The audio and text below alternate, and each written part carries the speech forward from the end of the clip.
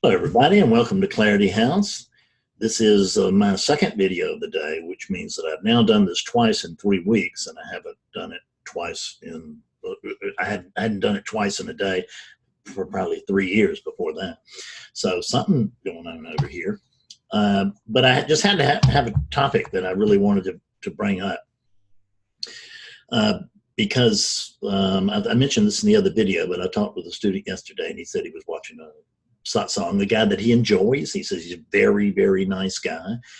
And he said, but when I listened to his Satsang, I just noticed that really he was just kind of going in circles. There was, in other words, he wasn't actually bringing anybody home. There was nothing actually happening other than, you know, the spread of information and maybe good feelings, right? Out of which anything can happen, right? You could wake up at an intensive or a retreat, and you put enough people on a bus enough times, and they'll wake up too. Somebody there will wake up. So what we're talking about here is something that is predictable and reliable, and I don't find much of that, but I do find it here, which is the good news. So I don't need to find it much because I was my first student, and it worked here. That's your job. If you wake up, it's your primary job is to stay awake. What you are is much more than anything that unit could ever do for the planet. If you want to be the most beneficial that you can, stay awake, stay alert, pursue this. Don't think those old guys up there, those hermits in China and India and in caves and up in mountains and all that. Don't think they weren't doing the world any good. Don't think they weren't doing their share. They were, and their only other job actually is to keep the body alive so that the teaching can occur. That's the only other job it has. Now, these units have preferences, and preferences will sometimes be met and very often not be met. And I'm not deeply attached to either conclusion, but the biology is just so very easily satisfied. I mean, you know, what do I need? Peanut butter and jelly and a roof and some clothes and a lot of other stuff that is the psychology desires, but the biology is actually satisfied very quickly. So I've explained why I wanted to do this. Now here's what I'm going to tell you. The reason that books and videos and satsangs, whether online or in person, do not work very well is very simple. This teaching is a one-on-one affair. This teaching is certainly a one-on-one affair. How do we know? Because it stresses one-on-one, except for satsang on Sundays. But satsang on Sundays is used more often for clearing than it is for awakening. It's once in a while awakening will happen in there, or a reawakening will happen in there, which is great. But it's not what we normally do. We're just people that are all in post-awakening, that are all experiencing challenges in relativity. Hello, those relativity is not kicked out, right? Relativity is not nullified by the awakening experience. It really is not. It's still my experience. I mean, it doesn't make any difference whether it's true or not. It's my experience, and who am I? I'm awakeness. So it's a divine experience that it's worth paying attention to. But when you go to, if you read a book, then as a general rule, it's more than a book can do. I'm not saying there's no exception to that, but there are exceptions to everything. Awakeness can wake up through when it wants, how it wants, through it wants, at any time. So there are no rules. That's what I love about this. There are no rules, but I just noticed that there are patterns, right? And that the book thing, I have books myself. I hope you buy them. I hope you read them. I hope you get something out of them. And I do get, just so you know, I do get email every week on somebody who's woken up from my books or my videos. And that's great. But I'm going to tell you, if you were one of them, consider satsang, because if you don't pursue it, it's probably going to wane. Probably. Exceptions to that too. I've met some of them. I know some of them. The people who've woken up with me that are exceptions to that rule. But they're not exceptions to the fact that they continue to pursue. And let's look at what we were talking about, pursue, because there can be sense in post-awakening that I just need a little more, that there's just a little more available. And number one, that's a dream in operation, because that's a character that's chasing more. And I don't care if you are the supreme spiritual teacher of all time. If you're chasing more, we're talking about a character. Now, if there is an interest in more, but it's not a desperate pull. A desperate pull for more is egoic. It just will be. And I don't know of any exception of that. But an interest in seeing, in deepening experience, we're just going to use these words, deepening understanding, even though there's no understanding this. That can be the inner teacher, but it's not going to ever be desperate. It's not going to ever really be forceful, unless it is. Because I can tell you that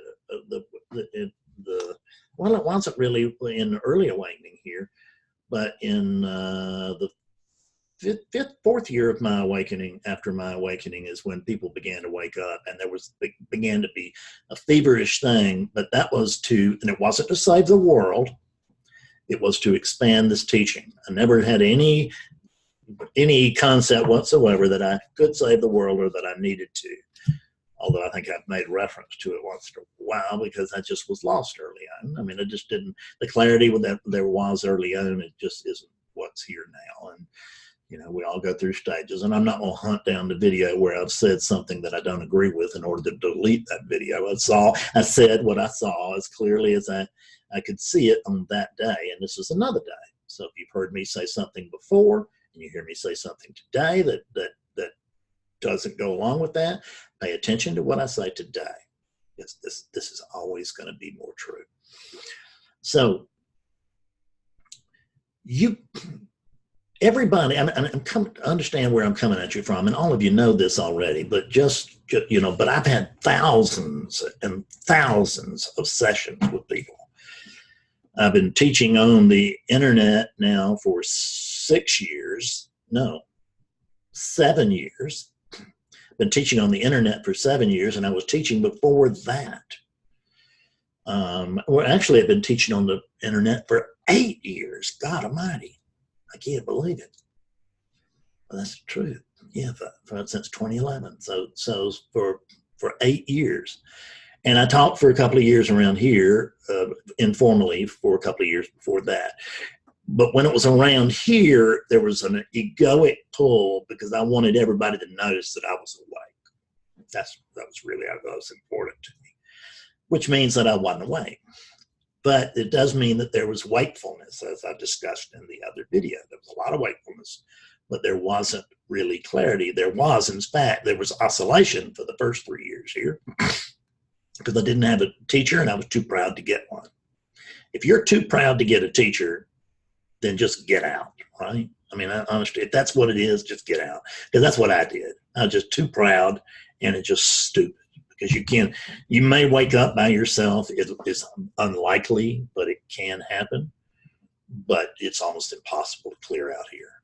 Because once you come from the awakened point of view, you will get no backup from the world. You'll get no agreement from the world, which is another reason to come to satsang, is because you will get a lot of insight and understanding. You're coming into a room where everybody knows exactly what you're talking about, no matter how weird it is. Somebody in there, and usually more than one somebody, will have gone through that themselves. But what I've found in maybe somewhere between 1,000 1,500 awakening sessions. I don't know, 1,200. Who cares? A bunch, a whole bunch. But I really do want to impress the whole bunch, because I want, and thousands of sessions, if you include clarity sessions, I want to, which are often reawakening sessions. I want to impress the whole bunch, because I want to tell you that I come from vast experience in the field, working with people just like you. And when I say people just like you, I mean people just like me. Just a regular guy that got really, really lucky, and awakening occurred. And then there was some kind of energy that directed it to pursue it and all of that. And it just lucky. But working with regular folks, and not people that were born special, and not people that were like they had this one is to be enlightened on their forehead when they were born or anything. Just regular folks. And I'm going to tell you that everybody is stuck. That everybody has their own little place where they're stuck. And then everybody has the big common place where they're stuck, which is the bubble of self-reflection, which I told you about before. Whoever you are, if you're not awake to your true nature right now, this is where you are. If you believe that you understand this intellectually, but it's just not your experience, that's the experience of the bubble of self-reflection. If you know that if Bob knows there's no Bob, but there's still misery, that's the bubble of self-reflection. But the thing is that that's the general thing. And I could go after the general thing. The problem is that every bubble's a little different. Every bubble's, it's the same bubble, but because it's an imaginary bubble, which means that it's a bubble that's arising from the patterns and conditioning that we call Bob. It's just Bobness. There's no Bob there. But thoughts arise. They don't arise from anybody to anybody, but they arise. And some thoughts are the default position here, and with you too, is to believe the thoughts that arise. It's no longer the default position here. It may not be the default position over there anymore, but in most cases it will be. So there's that, but you cannot break the bubble from the outside. I can't break anybody's bubble of self-reflection. I can wake up almost everybody, but can't wake up everybody, because there'd be some people that are in the bubble of self-reflection just will not budge. And there's nothing I can do about it. There's nothing they can do about it. Nobody is screwed up. I haven't failed. They haven't failed. It's oneness is called, and oneness apparently is still enjoying the ride of that unit for right now. So what I can do is I have a tremendous amount of influence because of the teaching, the skeletal structure of the teaching that arrived here, boom, and then that arrived here in 20. Well, it began arising long before that, but actually made itself known to me in the summer of 2012. That's when I saw that there was quote something you could do. Not that there's anybody there, but it's still going to feel like that it's something that you can do. So with the arrival of that, and then in the arrival of 1 year later, in the summer of 2013, of the homecoming story, which became a huge, huge tool for me. Some could call it a crutch. For the next 3 years.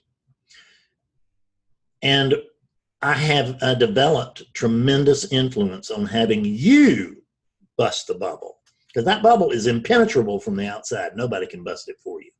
You got to bust it. Now, it's an imaginary bubble. This is good news, which means that you don't actually have to do anything to break the bubble, except notice that it's an imaginary bubble. But that is a lot harder than you might think, because Number one is that the odds are very, if you're not awake to your true right nature right now, then you don't know, then you don't actually know who wakes up. You just don't. You think it's going to be that unit. You think it's going to be that character. You think it's going to have something to do with a you, and it's not. It just has to do with you. So, but there's a tremendous amount of influence over here. You can't do it on a mass basis. I couldn't walk into a room of 1,000 people and wake up 1,000.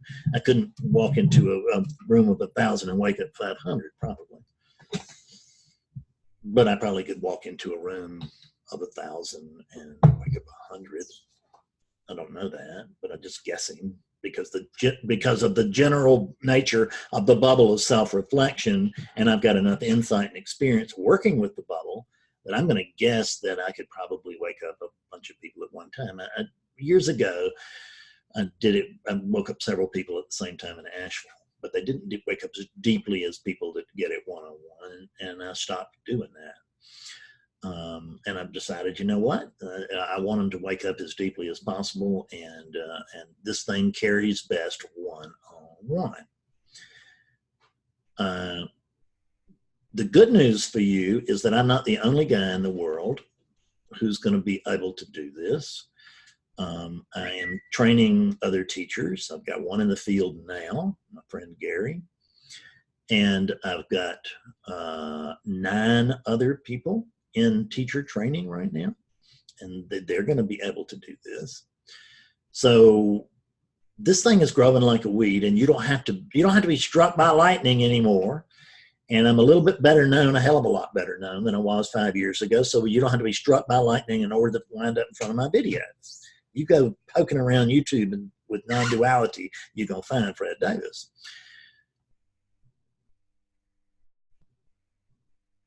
But I can't do it on a mass scale.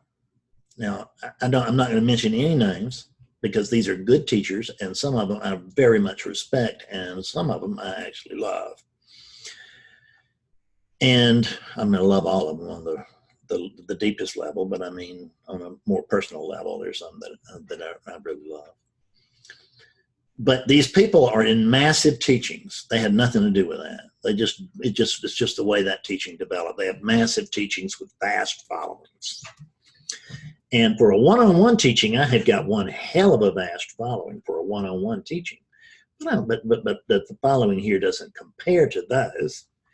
And I don't have retreats where I get 100 people or 50 people or 25 people together in order to do something semi-intensive with you, where you might actually get a little one-on-one time, which can move you down the road. And people wake up at retreats, have awakening experiences at retreats, and people have awakening experiences at intensives and at Satsang even. They'll have awakening experiences, but not very often. Maybe the numbers are not bad, but the percentages are just unfathomably poor. I mean, that's the truth. Non-duality is the sharpest teaching that I have ever seen, and it just is. And I think Advaita is incredibly skillful, but Zen is very, very skillful. But the problem is they're very, very good at the clearing part, but even in Zen, in many schools, they have left out the waking up part, where there are a lot of people that have been in Zen for 20 years who don't even believe in enlightenment anymore. They don't even talk about it. It's not discussed. Why? Because that's just something the old guys used to talk about. What we really have is a Zen lifestyle, and it's a great lifestyle, and that's wonderful. But if you don't know who you are, get out and go find a Zen teacher that does know who they are and does know and can help you know who you are. Because go sit in a corner and stay there might be good advice if you've got, if you're destined to go wake up in a corner. But the people that wake up with me have been in corners 20, 30, 40, 50 years. One person, 2 people, even 60 years were in the corner and they didn't wake up. So don't bet the ranch. I'm just saying, find what works. Go find something that works.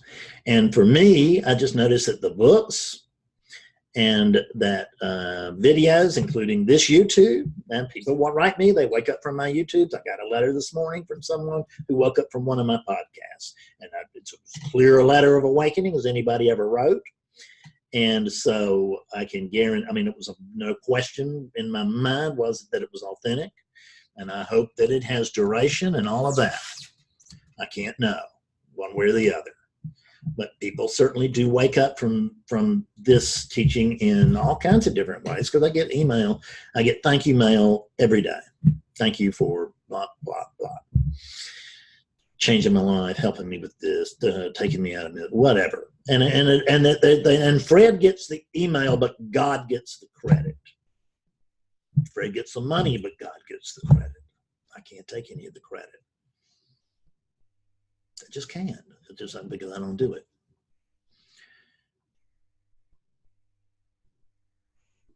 Authentic awakening is not a mass event. It just isn't. And it's never, I can't say never. I just can't say never. But I can tell you that up to now, it's not been a mass event on our planet. Up to now, it's not been. Whereas through this teaching with one-on-one, my numbers are not so great because I'm just doing it one at a time, but my percentages are incredible because people are waking up one right after the other, and virtually almost nobody isn't waking up. So, and I don't know what kind of percentages these teachers are going to have when they come out there. When I first started, I started out teaching. I was right from go. I was waking up 50% of the people I was talking to, which was the most fabulous thing I had ever imagined. It was better than anything I'd ever imagined, better than anything I'd ever heard of. And it was absolutely wonderful if you weren't sitting with the 50% of the people who didn't wake up. That was tough. So there was always increasing skillfulness, and there was always stuff arriving here. The living teaching, it's always changing. It's always changing. There's nothing solid. There's no center to this teaching. If there's no center, but there's a centerless center, which is that this teaching does not work with units. In a mass thing, there's a unit working with a bunch of unawakened units.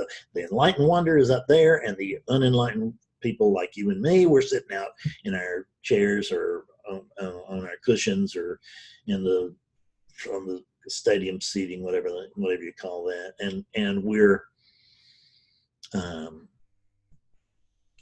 disappointed because we had thought that this would be the real opportunity for Fred to wake up, says Fred. But there's no Fred, so Fred couldn't wake up, and Fred can't know anything about enlightenment because there's no Fred. But there is enlightenment. But there more than enlightenment, there is awakening. And that's what I guess that's what I'm talking about with the wakefulness, is where an enlightenment experience, wakefulness, is that when enlightenment experience has occurred, awakening has occurred, but it's simply not current. But it's right underneath the surface. It's better than I was when I was in oscillation. I can tell you that. The people that I'm meeting today are much better shape than I was, and they don't need much to come back to brightness as a general rule, and sometimes they're back in a big way instantly. Who knows? So that's my report, and it's been a nice spending my Saturday with you. And now I'm going to go spend some Saturday night with my lovely wife and my beautiful dogs. And I'll see you again the next time you can come to visit Clarity.